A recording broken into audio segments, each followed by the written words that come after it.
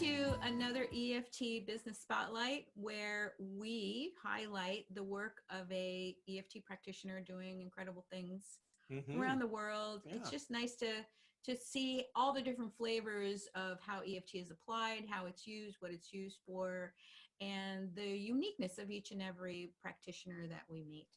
So today we're very blessed and delighted to have Carol Richard with us today. Hi, Carol. Hello. So I would just like to highlight you for a second and tell a little bit on you. And so for those of you that haven't had really the blessing and opportunity to meet Carol, she is an accredited certified EFT practitioner. She's in Prince Edward Island in Canada, on the east coast of Canada. And she began her exploration of energy modalities way back in 2010 when she started with Reiki, and then 2017 when she found EFT. And really that was like the icing on the cake for personal development, emotional well-being and transformation. And we'll ask you more about that. What I love really is your specialty though, is working with individuals, you know, that there are stresses that are going on in all the different areas of their life, and how that shows up and manifests is problem sleeping, which is critical for well-being. But there can be lots of causes for people that are not able to sleep, and you help them use EFT to find sleep naturally, no matter what the area of stress is in their life. And so that's what I'd love to talk more about today. But I'd like to ask you first, how did you find EFT and what was going on that brought you to that?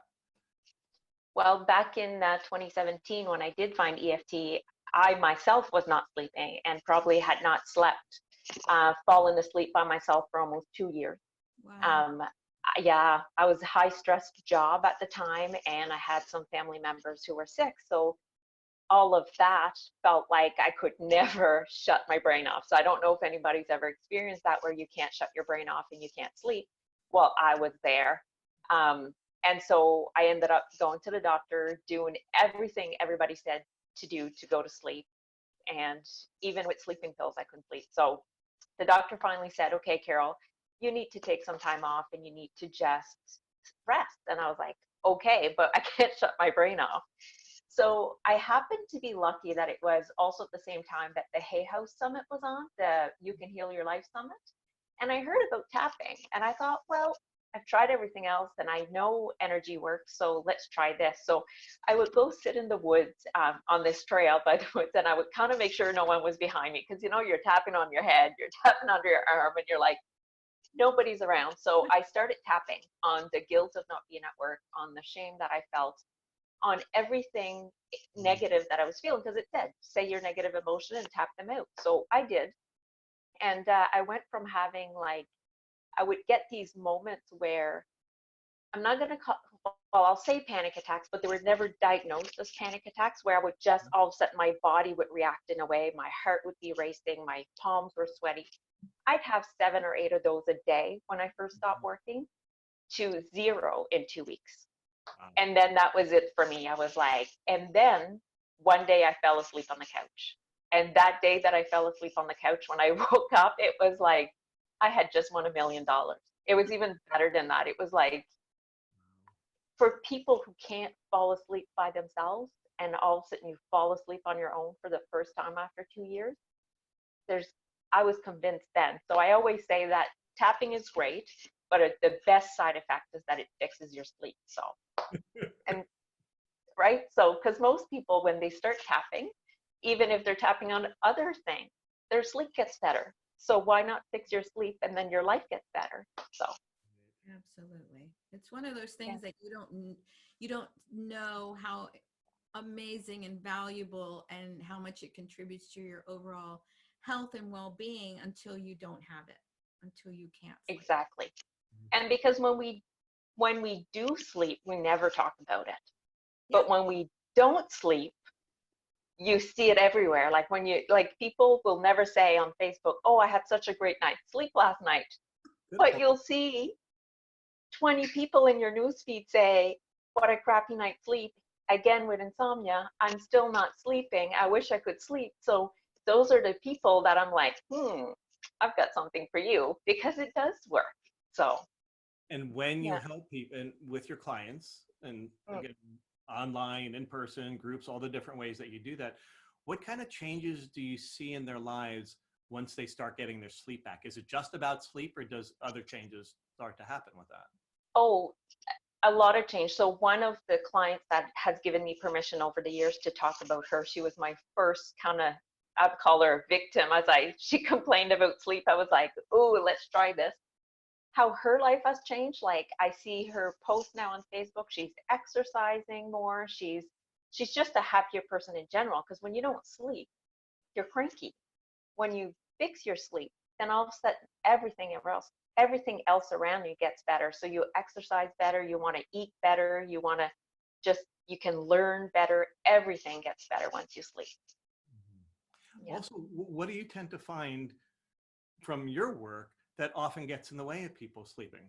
Because sometimes they, is it brain chemicals? Is it things in their diet? Like, what do you find often triggers people's difficulty with sleeping when it tends to be emotional or stress related? Well, the first thing that I do with clients is we work on their fear or angst or dread of going to bed.